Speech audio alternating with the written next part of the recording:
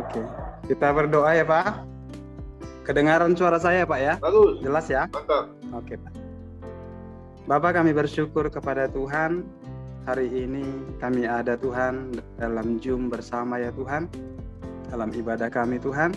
Kami bersyukur kepada Tuhan buat pujian yang boleh kami naikkan. Bahkan kami bersyukur kepada Tuhan buat kesaksian yang boleh kami dengarkan ya Tuhan. Bahkan hal-hal yang baru yang akan Tuhan kerjakan bagi setiap pribadi yang minta topangan doa.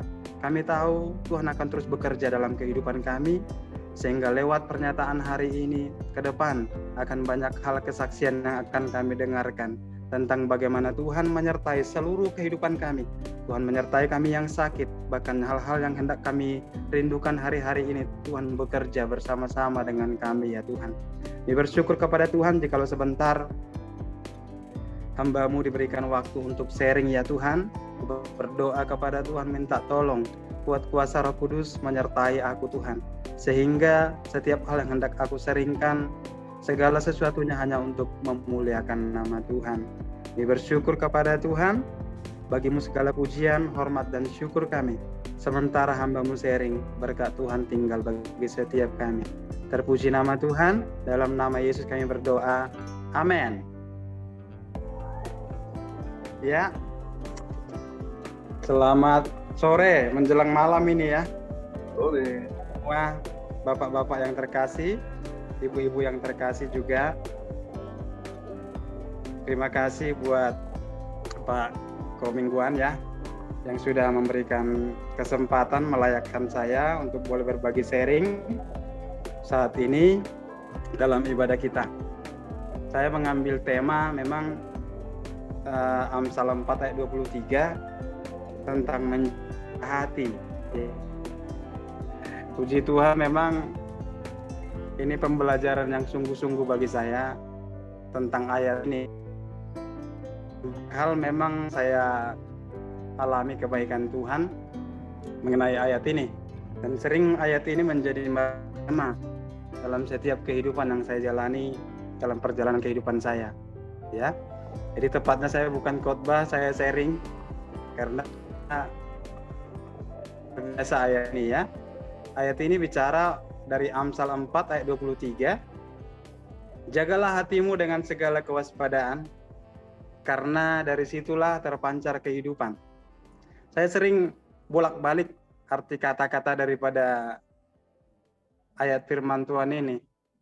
Misalnya ubah-ubah dia, jikalau aku tak menjaga hati, apalagi dengan tidak dibarengi segala kewaspadaan, berarti yang namanya memancarkan kehidupan tidak ada dalam hidupku. Nah, misalnya begitu. Sampai bikin kalimat negatifnya gini, tidak mungkin terpancar kehidupan dari kehidupanku jikalau memang perkara menjaga hati aku tidak pernah melakukannya. Jadi hal-hal seperti itu ya berkali-kali saya sebut, sampai mungkin tulis-tulis di kertas.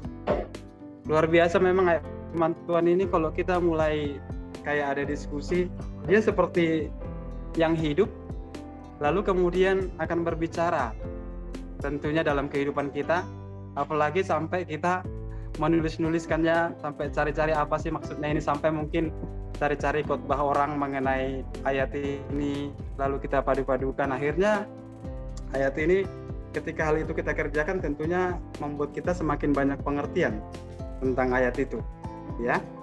Jadi misalnya salah satu contoh, pernah saya alami hal sederhananya ya dalam kehidupan.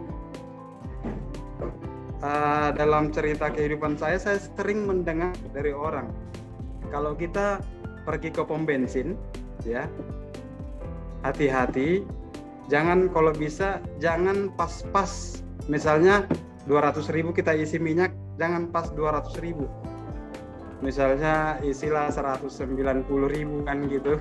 Ini salah satu contoh aja ya, supaya karena kemungkinan vibrasi ada. Saya sih kurang paham mengenai pom bensin ya.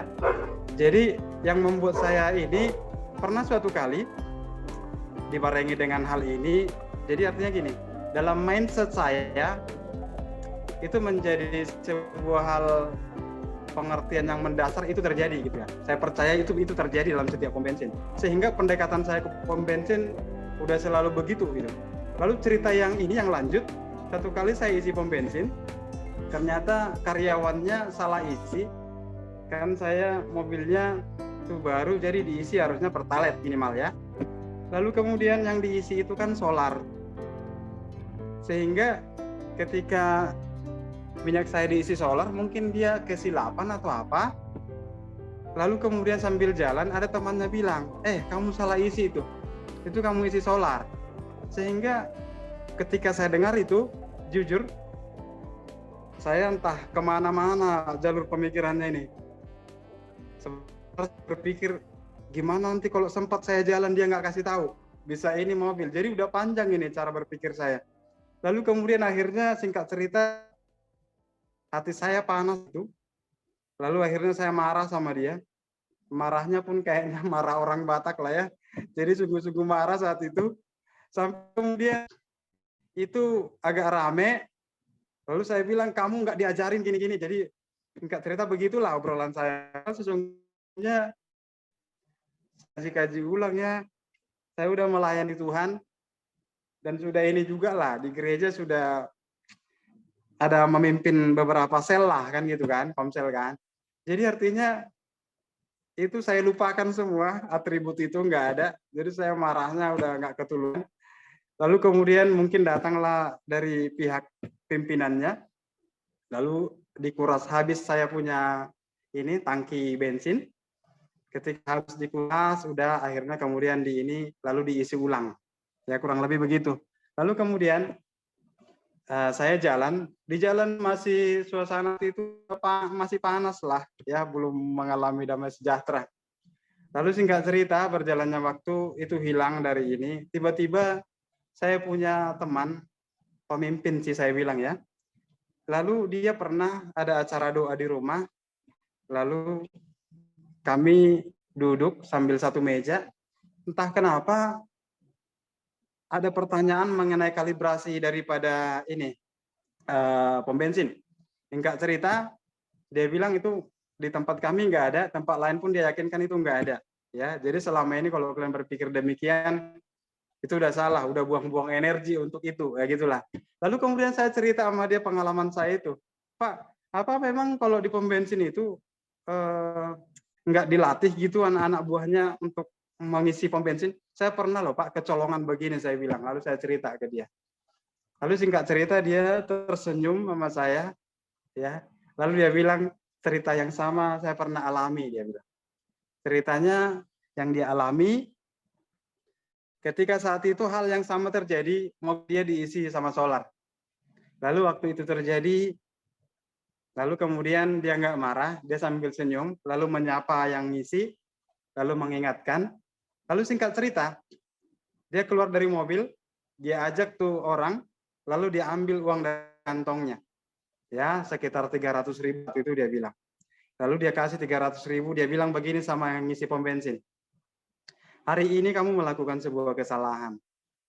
Tapi aku maafkan kamu dan aku kasih 300.000 samamu.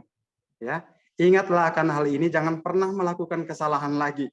Ya, jadi jujur, waktu Bapak itu ngomong sama aku demikian, karena kami juga baru dari acara doa saat itu, doanya kan di rumah saya. Jujur air mataku nggak bisa kutahan, ya. Itu air mataku langsung berlinang. Itu aku sungguh lap gitu depan Bapak itu.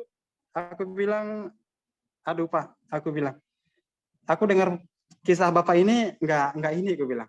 Lalu bukan sampai di situ ceritanya, dia cerita begini.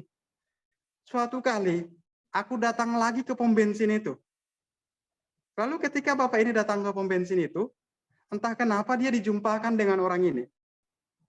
Lalu orang ini langsung salam Bapak ini karena dia ingat betul peristiwa itu. Lalu dia bilang, Pak, aku yang dulu ngisi ini ke Bapak.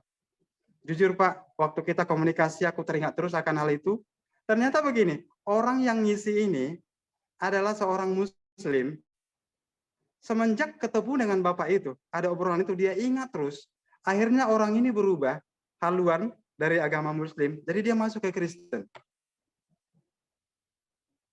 Semenjak itu jujur aku bilang, aku nangis ya mendengar cerita itu. Aku kecolongan lah, maksudnya mungkin kalau aku melakukan hal yang sama ya, betapa bahagianya gitu. Ya. Lalu pendekatan ke pom bensin itu, dia bilang begini, kamu tahu, setiap ke pom bensin, kita sangat membuang energi jikalau kita berpikir demikian. Yang paling bagus, dia bilang, kamu masuk ke pom bensin, kamu isi 195.000, kalau kamu mau ngisi 200, yang 5.000-nya, kasih ke orang bensinnya, kasih tahu Tuhan memberkatimu yang 5.000 buatmu, sebagai imbalan kamu sudah mengisi. Kamu akan melihat reaksi daripada wajah dia, pasti dengan senyuman. Semenjak saat itu, jujur ya, ini jujur nih, sepertinya program yang ada di dalam kerangka berpikir saya, pikiran saya, perasaan saya, kelakuan saya, itu berubah total jika saya mendekati pom bensin. Itu berubah total. Yang dulunya kan saya curigaan tuh sama yang ini, ngisi pom bensin. Ya. Yang dulunya saya berpikir ini pasti saya dirugikan sama orang ini. Tapi semenjak itu lepas. Sehingga kemudian saya coba-coba nih, ngisi pom bensin 200.000, saya isi 190.000. Ya. Lalu saya isi, lalu yang 10.000-nya saya bilang, yang 10.000-nya buatmu ya, Tuhan memberkatimu. Itu senangnya dia luar biasa. Sambil senyum sampai bilang, terima kasih gitu. Jadi akhirnya saya pikir, ya jauh banget ya. Saya kemarin itu melakukan hal seperti ini dengan kecurigaan, buang-buang energi ya. Mungkin ya di dalamnya itu ada terselubung dosa gitu ya. Tapi dengan hal demikian memberkati gitu sampai bikin orang senang, terlepas daripada kita rugi 10.000 atau apa. Lalu itu saya bermain di bisnis. Saya kan orang bisnis. Kalau saya tabur kan enggak sesusah itu Tuhan akan membalikan. Ke dalam permainan bisnis saya, orang masalah 10.000, 20.000 kok. Pendekatan saya ke pom bensin itu udah nggak seperti itu lagi. Jadi jujur ya, hari itu saya sangat diberkati sampai berlinang air mata memang, ya, mendengar Bapak itu betapa baiknya, ya. Ternyata kalau kita mengikuti daripada permainan Tuhan. Ya. Kalau permainan Tuhan kan bilang apa? Kalau dipukul pipi kanan, kasih pipi kiri ya. Jadi artinya sesuatu hal kita selalu membalas dengan sebuah kebaikan gitu. Jadi hari ini kita belajar ini. Sehingga singkat cerita, pernah lepas daripada kita pertemuan itu, ya. Saat itu saya punya mobil rusak sehingga dia harus masuk ke ke bengkel. Hingga ketika dia di bengkel belum selesai karena ada 2 hari dia harus diperbaikin. Lalu saya pesan Gojek ya. Lalu singkat cerita Gojeknya datang, lalu saya naik, lalu saya diantar ke tempat proyek. Lalu saya tanya ke dia, ini Gojeknya motor ya, bukan mobil. Saya pesan Gojek saat itu, motor. Lalu saya bilang ke dia, gimana hari ini? Apakah kamu sudah banyak orderan? Lalu dia bilang gini sama saya, Mas, saya baru keluar ini, saya nunggu istri saya, karena istri saya kerja pakai handphone. Lalu kemudian, karena ini saya harus nunggu dia ketika selesai, lalu kemudian saya bisa pakai untuk Gojek seperti ini. Oh ya, aku bilang. Lalu singkat cerita, ketika sampai di tujuan, entah kenapa lah ya, ada di dalam hati saya percaya Roh Kudus yang bilang. Roh Kudus itu bilang begini, kasih uang sama dia, paling tidak dia dapat membelikan 1 handphone second gitu ya. Lalu singkat cerita, udah ketika saya selesai, lalu saya bayar berapa bayarnya, ada ini kan, lalu saya tambahkan ya, lalu akhirnya saya kasih tuh uang ke dia. Ya. Saya teringat memang Bapak ini juga ya. Lalu ketika saya bayar ke dia, lalu aku bilang gini, dari tadi kamu cerita mengenai sebuah handphone, saya nggak tahu, mungkin uang ini sanggup untuk membelikan handphone bagimu yang second, saya bilang. Ya, bukan baru tapi saya bilang. Lalu singkat cerita, ketika dia buka uangnya itu, dia langsung kayak sujud ya. Lalu dia bilang memang Allahu Akbar gitu ya. Allahu Akbar katanya. Saya biarkan kan. Lalu kemudian saya bilang ke dia, Mas, kamu bilang Allahu Akbar, gak apa-apa. tapi saya orang Kristen. Ketika saya kasih itu tadi, itu sesungguhnya dalam perjalanan Tuhan saya, yaitu Tuhan Yesus ngomong, harus kasih itu ke Mas, aku bilang. Jadi gini, itu kayaknya hadiah daripada Tuhan saya untuk Mas, saya bilang kan. Tapi dia tetap pegang tangan saya, Akbar, ya.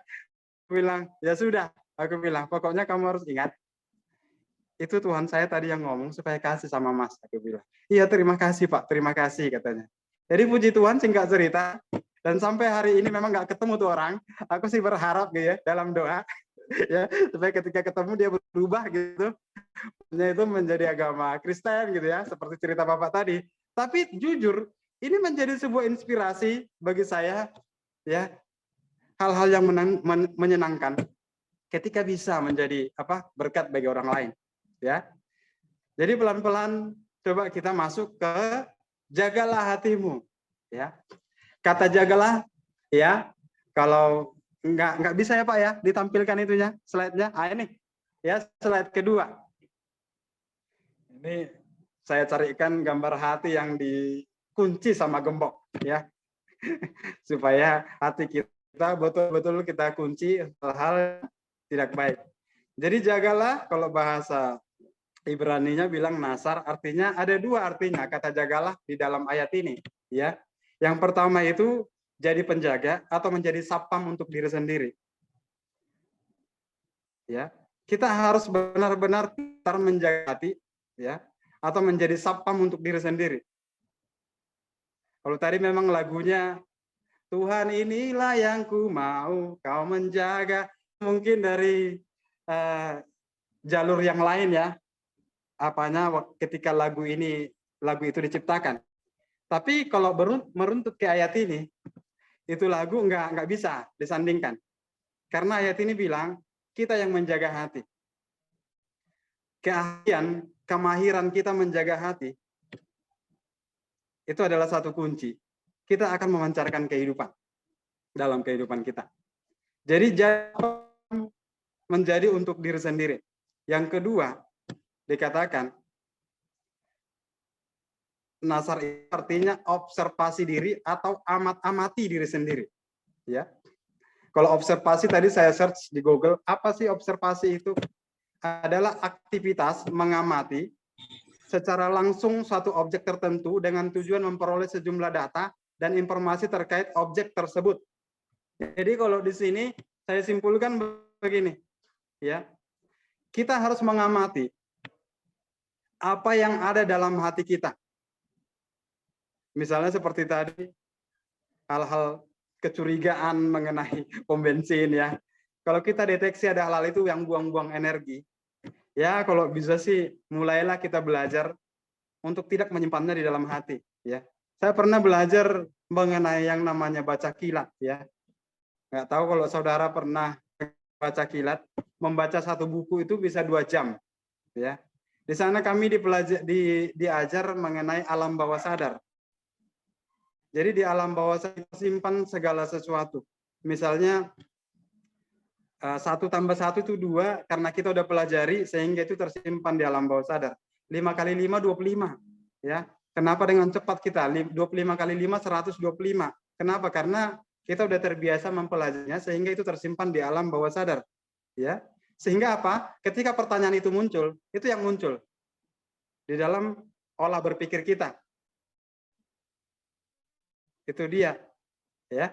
Jadi kaitannya ke sini, ketika kita mendekati pom bensin seperti saya bilang tadi, itu muncul dalam cara berpikir saya karena itu tersimpan di alam bawah sadar.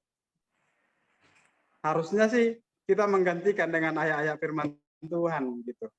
Jadi yang muncul itu satu hal-hal yang baik. Jadi kata jagalah di sini ada 2 pengertiannya, jadi sapam untuk diri sendiri. Lalu yang kedua, amat-amati diri sendiri. Ada suatu peristiwa ya di Lukas 6 ayat 42. Bisa lanjut Pak? Ini luar biasa di Lukas 6 ayat 42. Jadi kalau dibilang saat kapan sih kita bisa mengeluarkan hal-hal yang buruk atau menjadi berkat bagi teman-teman kita ya. Di sini Tuhan bilang begini. Bagaimanakah engkau dapat berkata kepada saudaramu, saudara, biarlah aku mengeluarkan selumbar yang ada dalam matamu. Padahal balok yang di dalam matamu tidak kau lihat. Hai orang munafik, keluarkan dahulu balok dari matamu, maka engkau akan melihat dengan jelas untuk mengeluarkan selumbar itu dari mata saudara. Saya sangat diberkati dengan teman yang tadi, ya, atau pemimpin saya itu. Ketika dia cerita tentang hal itu, ya, sehingga apa yang ada dalam diri saya bilang itu balok sesungguhnya. Terkadang saya nggak merasa itu balok, ya.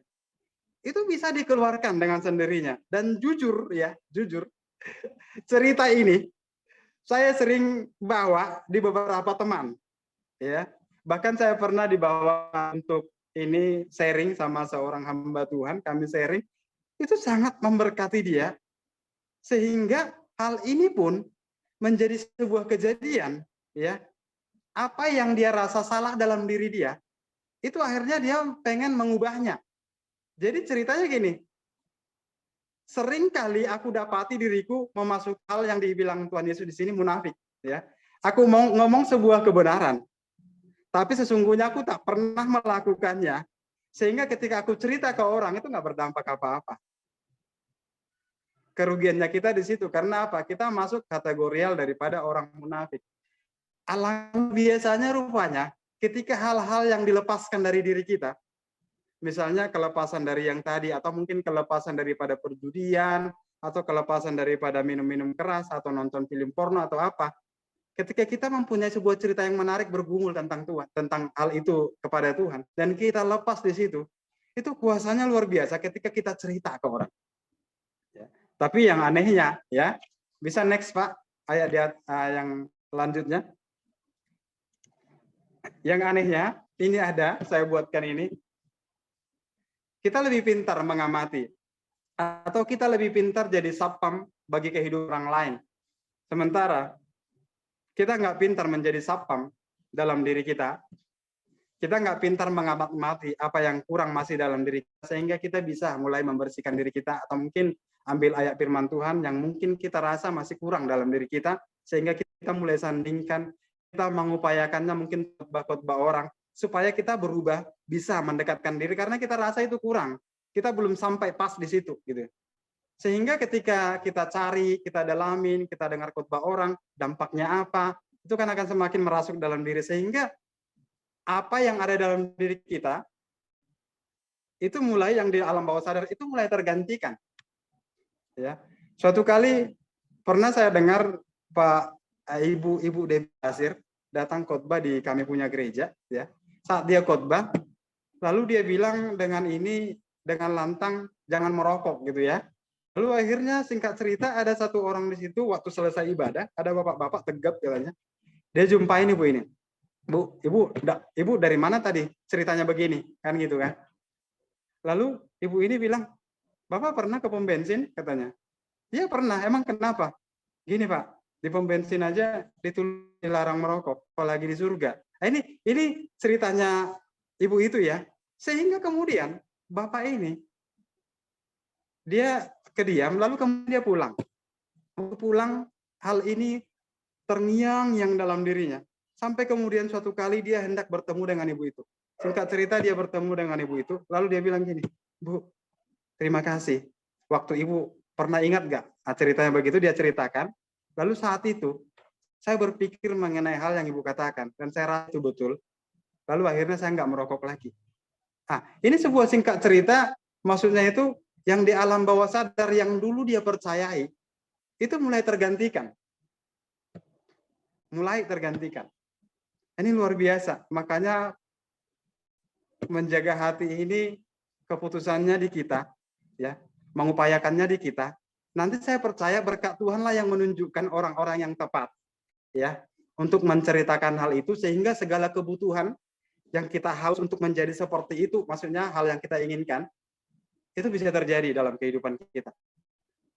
Hal untuk menunjukkan orang-orang yang tepat atau membukakan cara berpikir, itu memang Tuhan. Tapi hal bagaimana kita mengupayakan diri menjaga hati, itu yang kita. Ya, coba next Pak. Jadi apa sih pikiran?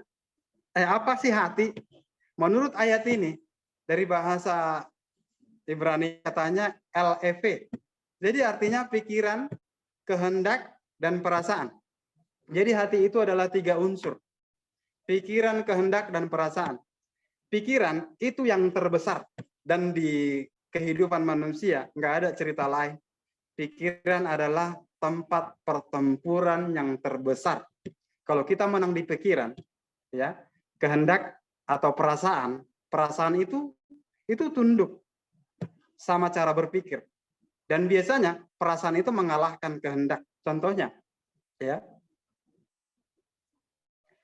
kita mungkin ada lihat film-film porno, ya, perasaan kita akan ini mengenai hal itu. Lalu kemudian singkat cerita kehendak dan perilaku kita pun hendak mengerjakannya. Karena di pikiran kita kalah. Jadi hati ini adalah unsur daripada pikiran, perasaan, dan kehendak.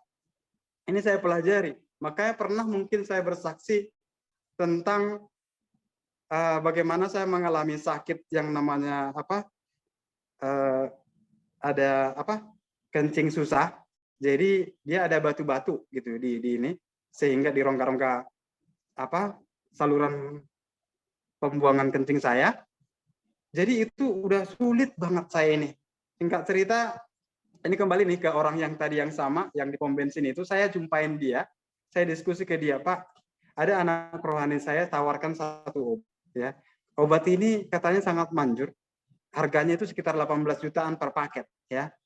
Lalu menurut Bapak bagaimana, Pak? Bisa nggak saya konsumsi mengenai ini, saya bilang. Lalu dia bilang gini, janganlah, katanya, saya pernah mau terjebak di situ. Kenapa, Pak? Saya bilang.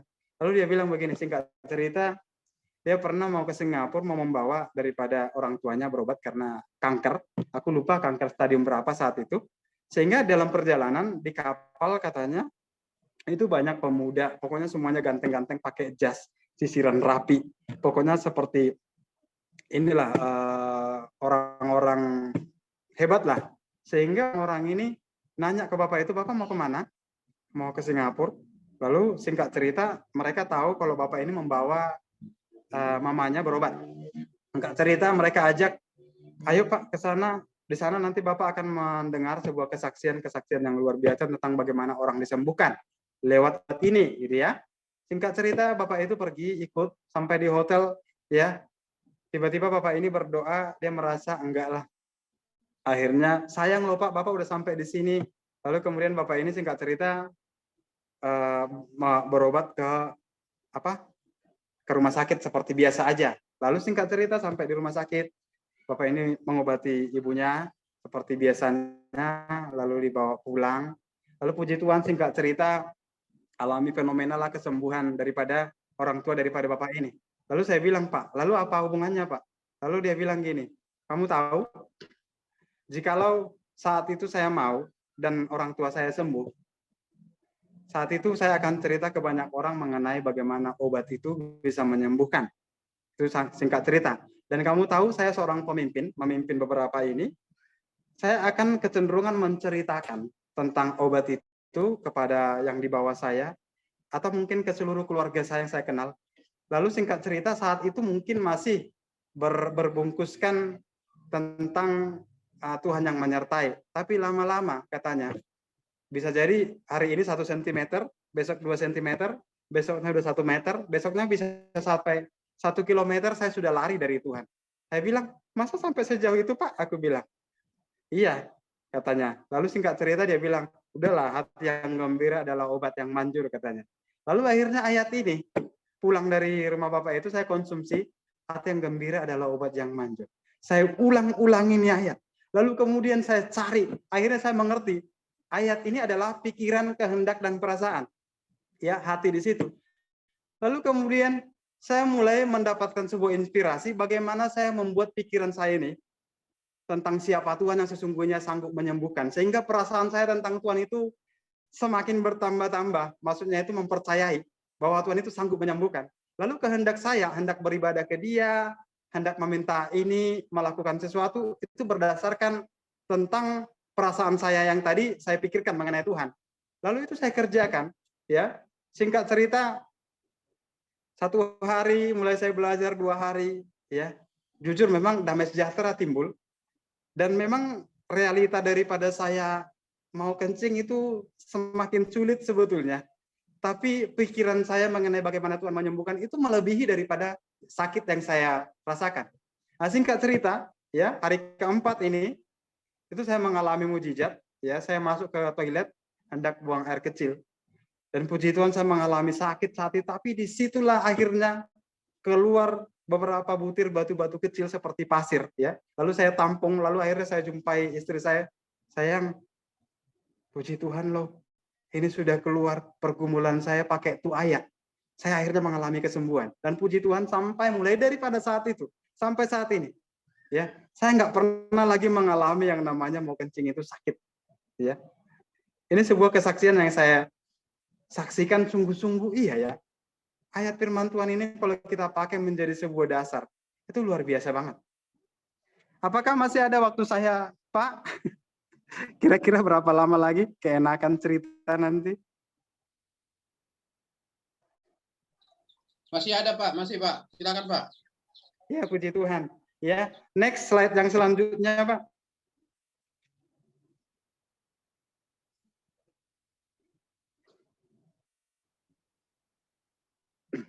Filipi 4 ayat 8. Jadi akhirnya saudara-saudara, semua yang benar, semua yang mulia, semua yang adil, semua yang suci, semua yang manis, semua yang sedap didengar, semua yang disebut kebajikan dan patut dipuji, pikirkanlah semuanya itu. Ini Paulus yang katakan, ya. Jadi maksudnya masalah di hati tadi itu kan pikiran yang paling ini. Yang kalau kita menang di pikiran, ya demikianlah cara berpikir kita. Demikianlah juga perasaan kita, demikianlah kehendak kita. Ada juga firman Tuhan bilang, bagaimana kita berpikir, ya demikianlah kita. Apa yang kita ucapkan, itu berasal daripada hati. Berarti apa yang dalam hati, itu terungkap lewat cara bicara. Jadi, hati kita melambangkan pertama sekali apa yang kita pikirkan. Pikiran itu menguasai perasaan, perasaan itu menguasai kehendak. Kehendak pikiran menaklukkan perasaan. Perasaan menaklukkan kehendak, ya. Jadi Paulus bilang ini, Filipi 4 ayat 8. Ini luar biasa ayat ini. Mungkin saya pernah cerita, saya lupa ya. Jadi ini ayat pernah satu kali ada seorang yang lagi bertengkar dalam keluarga, ya. Jadi mereka sebetulnya udah mau cerai, udah sampai mau proses ke pengadilan, ya. Lalu kemudian si bapak ini karena saking emosinya dia sampai full, istrinya sampai berdarah, lalu masuk kantor polisi. Singkat cerita, di kantor polisi itu dia di BAP, lalu kemudian dia punya uang banyak sih, lalu dia kasih ini katanya segepok gitu ya, supaya ini didiamkan saya saja, lalu dia bilang mungkin akan berdamai atau apa sama istrinya. Lalu singkat cerita ini kasus ditutup, ya. Singkat cerita begitu. Tapi yang terjadi dalam rumah tangga mereka enggak. Lalu kemudian bapak ini mengupayakan diri juga sih untuk ini, didoakan hamba-hamba Tuhan, sampai hamba-hamba Tuhan yang terkenal gitu datang, dia selalu ambil doa, minta didoakan.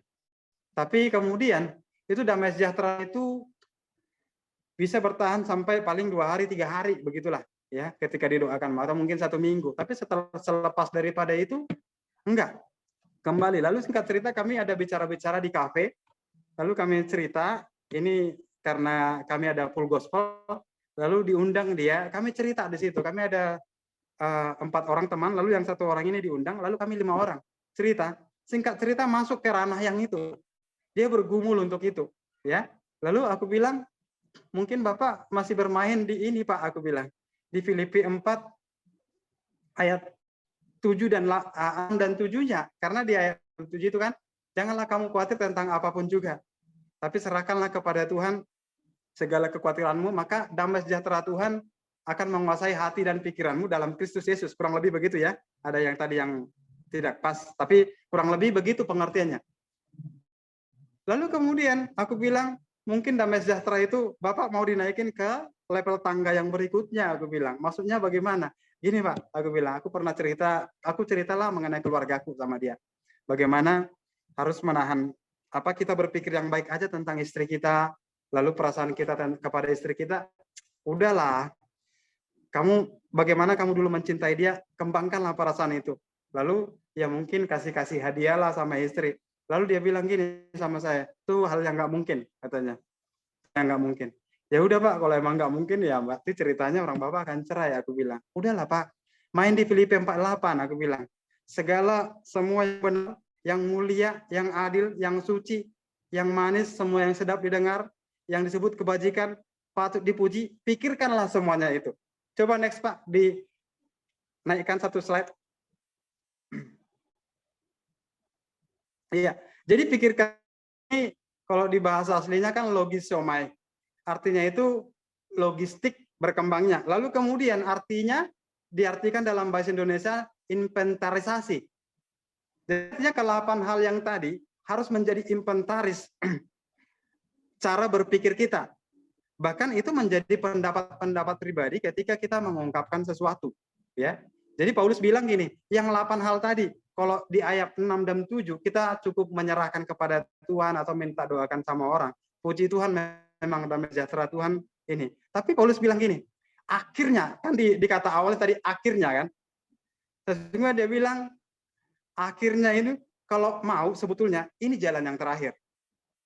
Ketika hal yang 8 ini mulai kita konsumsi menjadi cara berpikir kita, ya. Paulus bilang itu hal yang luar biasa, kita akan mengalami banyak mujizat Tuhan. Jadi singkat cerita, Bapak ini, kemudian ini, lalu aku bilang kami 4 orang ini, kita janjian ya, kita harus puasa untuk Bapak ini, kami bilang. Lalu kami doakan Bapak ini, singkat cerita, Bapak ini pulanglah ke rumah. Sampai depan rumah, rumahnya kan digembok sama istrinya, dikunci sama istrinya, dia nggak bawa kunci. Lalu kemudian, dia telepon nggak diangkat. Lalu anaknya akhirnya diteleponnya, akhirnya anaknya buka. Kondisi istrinya itu saat itu ada di ruang tamu. Istrinya dengar, tapi kemudian dia nggak mau buka, dibiarin aja begitu. Lalu dia bilang gini, dia gondoknya luar biasa ya, sampai kemudian akhirnya saking nggak tahannya dia telepon saya, bro, ini bro, kenapa Pak? Aku bilang, kamu tahu rumahku dikunci sama dia, aku gedor-gedor nggak dibukanya, aku telepon nggak diangkat. Lalu tiba-tiba katanya, anakku buka, rupanya dia di dalam loh, itu mauku ini. Lalu temperamennya istrinya itu katanya bilang gini, kamu bajumu kok kamu letakkan aja di atas mesin cuci begitu-begitu aja. Lalu sini uang, aku butuh uang. Itu jujur bro katanya. Kalau aku nggak dengar kalian mau puasa sama aku, udah aku pukul lah istriku gitu lah katanya. Aku bilang sama dia, Pak, udahlah Pak. Tadi kita udah janji loh, Bapak harus bermain di 8 loh. Aku bilang. Jadi gini Pak, kamu dengar aja kata istrimu, lalu kamu bilang, kamu semakin cantik. Apa salahnya sih Pak? Aku bilang. Memang sih bukan hal yang mudah ya. Kita yang ngomong ini memang enak. Tapi itulah yang kami sampaikan. Itulah yang aku sampaikan ke dia. Enggak lah bro, aku diam aja memang. Kalau bukan karena ayat 8 itu tadi kita ceritakan. Aku jujur, aku udah mau pukul istriku katanya. Lalu singkat cerita, dia nggak lawan istrinya. Esoknya juga, dia nggak ini, sampai dia juga WA, bro aku diam aja ketika, udahlah bro, mulailah berbasa-basi sama istri, katakan hal yang baik sama istri, kami bilang. Kami udah puasa loh, 4 orang loh. Artinya kan kita udah sepakat serahkan sama Tuhan. Bukan bro lagi yang bekerja. Jadi yang baik-baik aja yang bro katakan, kami bilang. Singkat cerita, puji Tuhan ya, kesaksian yang luar biasa. Beberapa waktu kemudian akhirnya kehidupan daripada suami istri itu luar biasa. Ya, mereka akhirnya dipulihkan sama Tuhan. Jadi begini, ternyata ya, Ibrani 11 ayat 1 yang dibilang mengenai sebuah iman, itu bicara bagaimana realita dalam kehidupan di depan kita nggak menunjukkan sesuatu yang baik kepada kita. Tapi kita mengupayakannya dengan mungkin berkata hal-hal yang baik, itu adalah iman. Karena Ibrani bilang kan, Ibrani 11 ayat 1, iman adalah dasar daripada segala sesuatu yang belum kita lihat. Kita belum lihat sesungguhnya, bahkan masih buruk ya. Tapi kita mendasarinya dengan iman. Ya, kita berkata ini pasti sesuatu yang baik. Bahkan iman berkata bukti daripada sesuatu yang belum kelihatan. Kita belum lihat, tapi kita udah mempercayainya.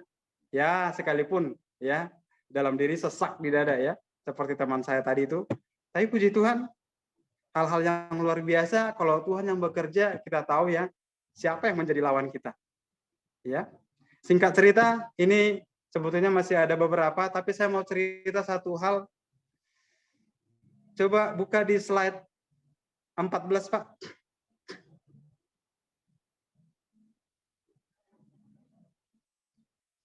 Di slide 14 saja atau di slide 13?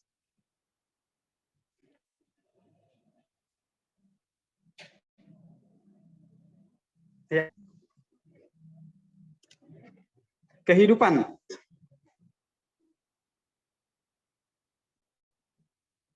Kalau kehidupan itu artinya kekuatan, kesehatan, dan hidup kita mempunyai arti bagi orang lain. Jadi gini, kalau kita sudah menjadi sapam atau suka mengamat-amati diri, dalam diri kita membuang hal-hal yang buruk atau hal-hal yang masuk ke dalam cara berpikir kita mulai saring, ya.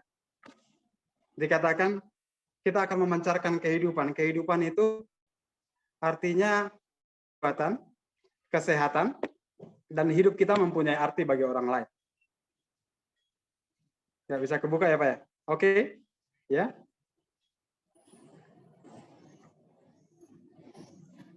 Ini slide 11 Pak. Next-nya ya.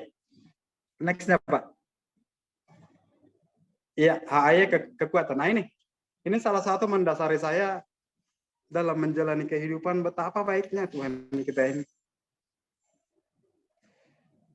Ketika Tuhan disalibkan, ya, kalau kita biasanya dicurangin orang atau apa, ya, pasti nggak mungkin kita ngomong kata-kata seperti ini. Ya Bapak, ampunilah mereka sebab mereka tidak tahu apa yang mereka perbuat. Tapi hal ini sering membuat saya menangis memang. Kok bisa ya Tuhan seperti ini? Dia Tuhan. Sampai ini sih kalau saya lihat di slide ini katanya nggak seperti ini sesungguhnya. Karena ya saya bilang nggak berbentuk manusia lagi, ya. Artinya udah sangat jelek banget. Tapi kondisi seperti ini, ya, dia sangat bilang, ya Bapak ampunilah mereka sebab mereka tidak tahu apa yang mereka perbuat.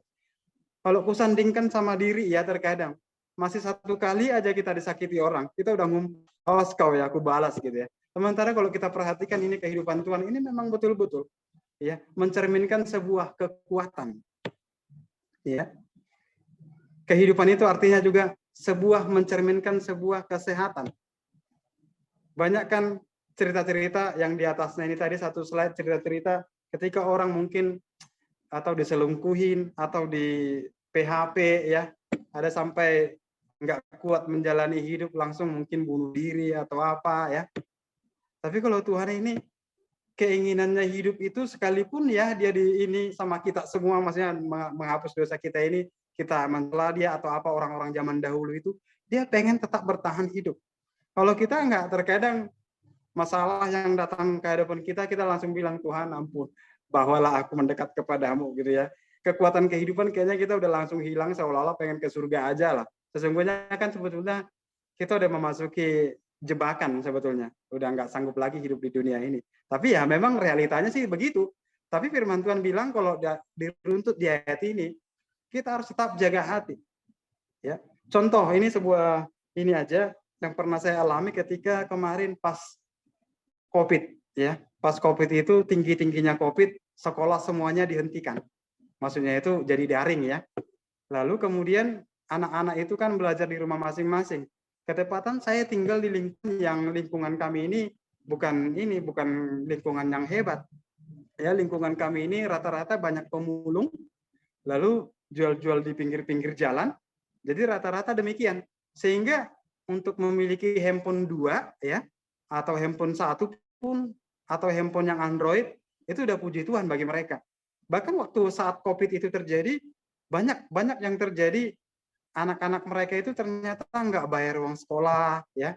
Baru banyak yang terjadi, ada istri yang lari dari rumah, gara-gara melihat kehidupan itu nggak sanggup, melihat suaminya nggak kerja, anak-anaknya juga nggak makan, ini istrinya yang lari. Ada yang sebaliknya, suaminya yang lari. Sehingga ketika kami jalan di lingkungan ini, kami melakukan pelayanan, itu kami akhirnya kumpulkan ada 45 orang. 45 orang ini kami harus bawa ke rumah. Di rumah kami itu, sekalipun masa COVID, ya, itu rumah kami itu terbuka bagi mereka untuk belajar. Lalu kemudian singkat cerita, ada satu tempat kursus yang tutup saat itu semuanya barangnya kami beli. Kursinya, mejanya kami beli. Lalu kemudian kami pakai untuk anak-anak ini bisa belajar. Rumah kami pun nggak terlalu besar memang. Akhirnya kami buat jadi gasip. ya. Sehingga shift pertama 15 orang, shift kedua 15 orang, shift ketiga 15 orang, untuk anak-anak ini bisa belajar. Lalu nggak cerita, memang kami juga punya 3 handphone aja sih, sehingga kami pun mengalami kewalahan, jujur mengalami kewalahan. Akhirnya aku ada sewa 1 orang guru untuk ngajar mereka. Itu kan 15 orang pakai 1 handphone, itu kan mencari pelajarannya, kamu pelajaran apa. Di situ kan semua di ini, sehingga jujur waktu kami 1-2 hari masih semangat, hari ketiga memang udah mulai stres nih, ya. Kenapa? Karena memikirkan pelajaran anak ini dari pagi, ya. Singkat cerita juga ada di antara mereka itu belum bayar uang sekolah, apa gitu. Akhirnya singkat cerita, ya apa yang ada pada kita mulai menabur, lalu kita ini, lalu singkat cerita, kenapa kami bisa melakukannya? Itu sih yang halang pertama. Saat itu pembelajaranku, karena aku juga belajar di sini, pembelajaranku nggak pernah aku pelajari tentang orang-orang yang meninggal pada saat itu. Aku hanya belajar orang-orang yang disembuhkan saat itu. Ya, berapa orang disembuhkan ini menjadi topik doa, sehingga ketika ada sembuh itu menjadi berapa yang meninggal nggak pernah aku lihat. Bahkan selalu ada ini itu selalu kubuang. Karena apa? Karena aku mengerti, aku nggak mau memasukkan itu ke dalam cara berpikirku mengenai hal-hal yang baik, yang sembuh itu yang ku ini. Sehingga itu membuat aku kuat. Sementara ada beberapa temanku juga bilang begini, ada yang pemimpinku juga bilang, kamu jangan sok-sokan katanya. Kalau kamu ini nanti jadi kloster di rumahmu. Tapi gini, pembelajaran yang kudapati dan kerinduan anak-anak ini untuk belajar itu melebihi daripada aku, kalau kami sekeluarga di mengidap COVID gitu. Itu melebihinya. Sehingga perasaan kehendak melakukan itu lebih tinggi daripada seandainya kami sakit COVID. Sampai aku pernah bilang, memang kalau kami kena COVID, kenapa rupanya? Sampai aku berani membahasakan demikian ke teman. Ya, dia bilang kamu sosokan katanya. Nggak apa-apa lah, yang penting anak-anak itu bisa belajar. Aku bilang, puji Tuhan sampai saat ini belum lah, aku bilang. Lalu singkat cerita, anak-anak itu bisa kami terima semua belajar, tapi akhirnya juga ternyata gini, waktu mengalami hal demikian memberkati orang, nggak jaminan juga rupanya. Akhirnya kita mengalami berkat yang berlimpah-limpah, enggak. Ternyata saat itu, akhirnya itulah aku juga mengalami fenomena, kami mengalami kejatuhan yang sangat-sangat jatuh. Ya, anak-anak ini sementara kami belajar bayari uang sekolah anak-anak ini, lalu sementara kami belikan buku-bukunya, belikan meja apa, mengupayakan kuota untuk mereka. Singkat cerita, ternyata di beberapa pekerjaan pembayaranku macet, sehingga akhirnya aku mempunyai beberapa tunggakan, ya. Dan nggak selesai sampai di situ juga, akhirnya mobilku rusak saat itu. Mobil rusak ini ternyata dia bawahnya itu ada yang patah, dan memperbaikinya aku nggak punya uang.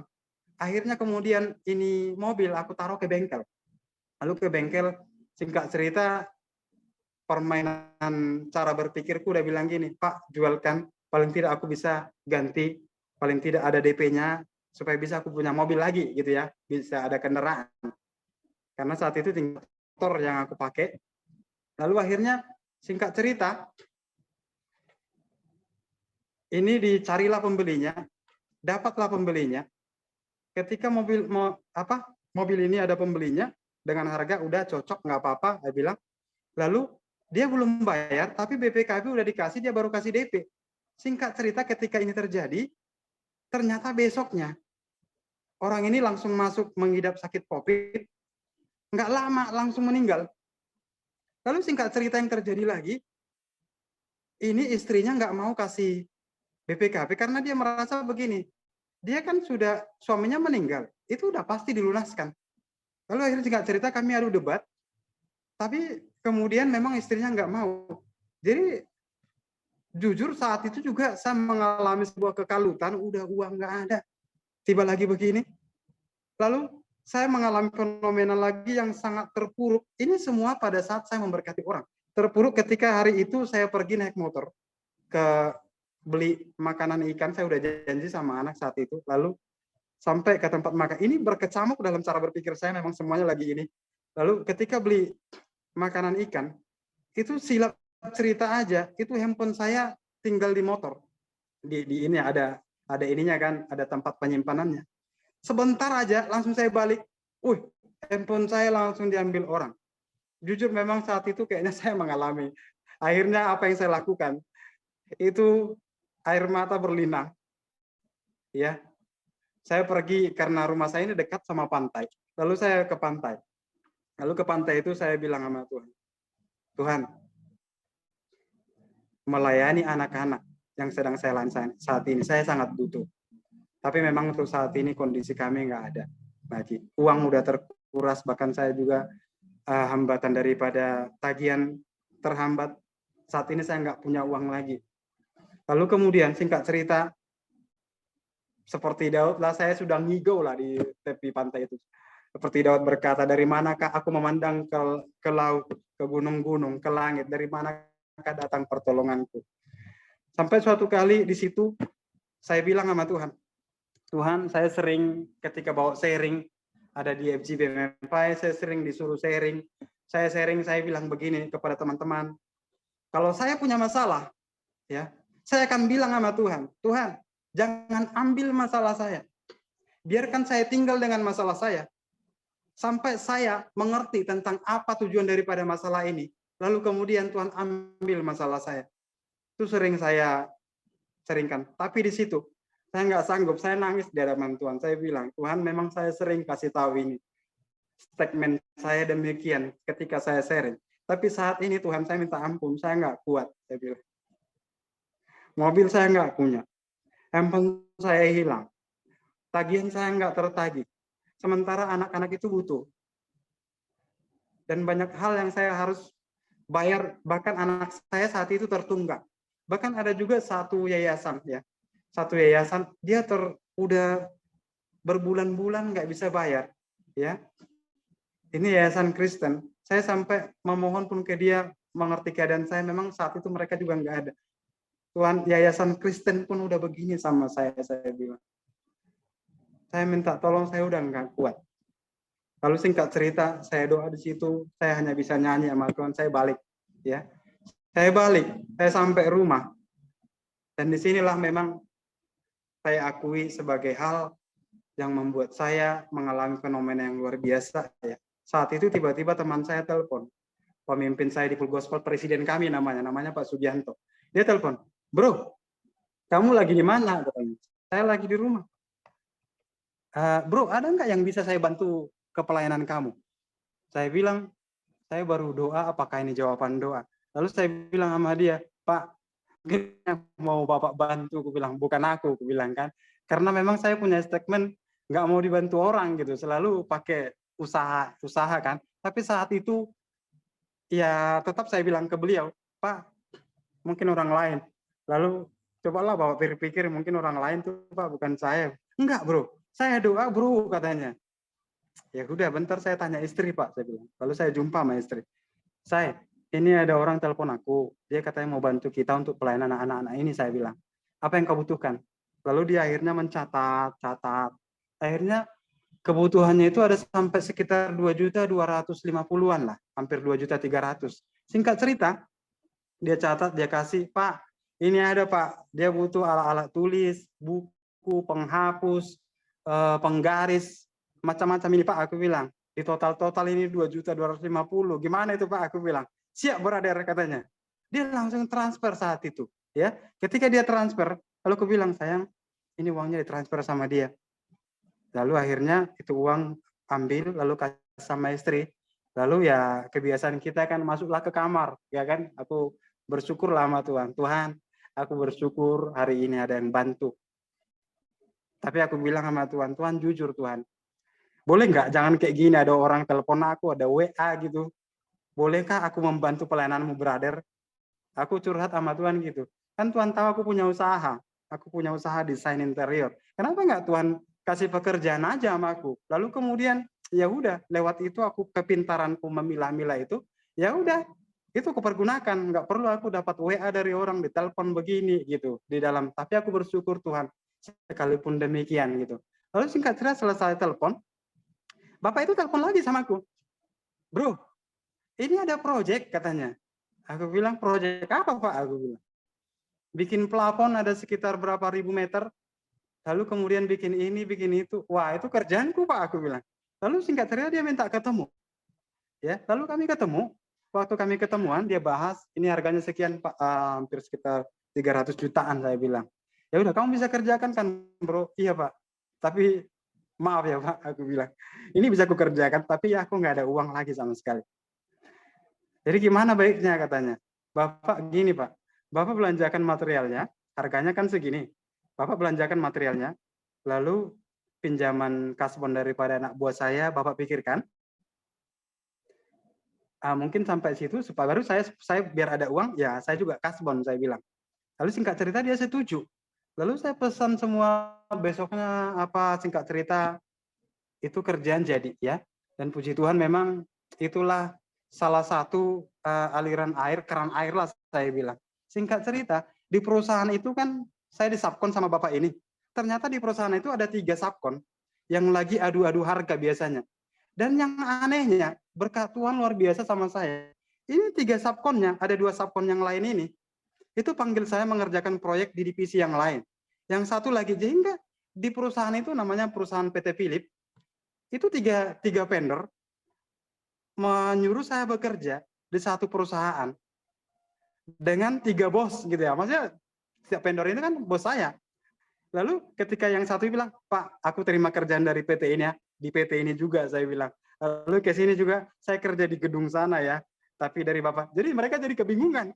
Tapi ya puji Tuhan karena memang mereka juga mau, mereka juga selama ini berhubungan sama saya, ya puji Tuhan. Jadi ada 3 vendor saat itu akhirnya saya memiliki proyek itu ya luar biasa.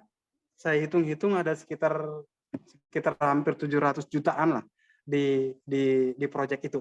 Dan puji Tuhan, itulah yang membuat saya akhirnya mengalami fenomena yang dinamakan ya Tuhan memberkati.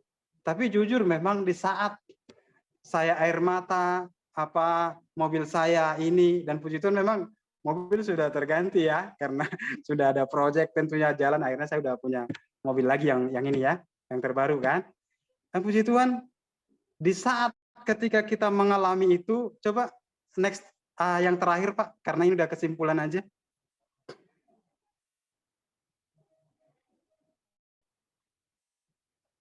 Iya.